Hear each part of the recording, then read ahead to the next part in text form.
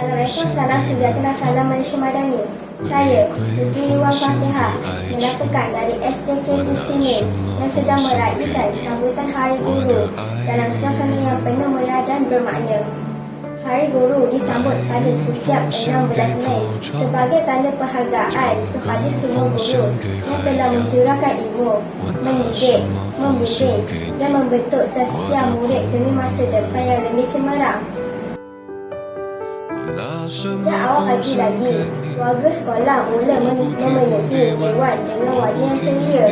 Guru-guru tampil segak dan anggun dengan pakaian yang menarik. Manakala murid-murid tidak sabar untuk meraihkan sambutan Hari Guru. Majlis dimulakan dengan nyanyian lagu Negaraku diikuti ucapan daripada guru besar. Beliau merakamkan penghargaan kepada semua guru atas dedikasi, kesabaran dan pengorbanan dalam mendidik anak-anak bangsa. Beliau juga mengingatkan murid-murid agar sentiasa menghormati guru dan menghargai segala ilmu yang telah dicurahkan. 什么奉献给你，我的爹娘。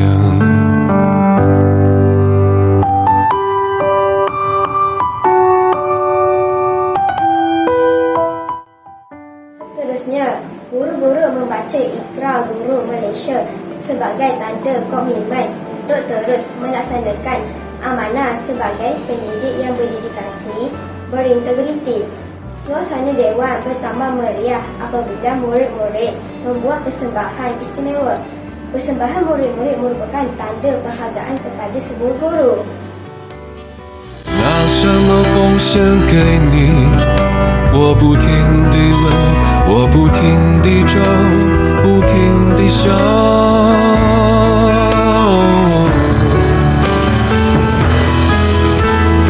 爱歌奉献给蓝天，星光奉献给长夜。我拿什么奉献 Selain 给你？ itu, murid-murid turut menyampaikan ikat ucapan, bunga dan hadiah sebagai tanda terima kasih kepada guru-guru. Walaupun hadiah yang diberikan sederhana, namun ia membawa makna yang cukup besar sebagai penghargaan atas jasa dan pengorbanan mereka.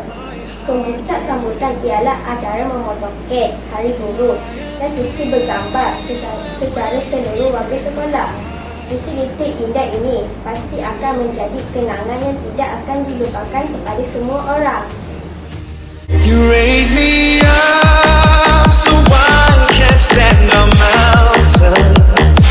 You raise me up to walk on stormy seas. I am strong when I am on your shoulders.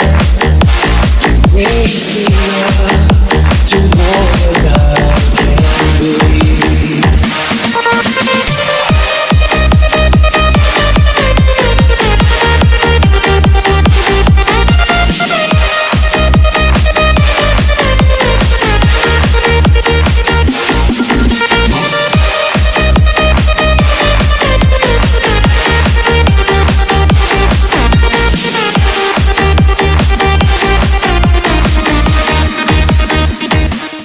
Sesungguhnya, guru bukan sahaja menyampaikan ilmu di dalam bilik darjah, malah menjadi pembimbing, penasihat dan inspirasi kepada setiap murid untuk terus berjaya mencapai kejayaan.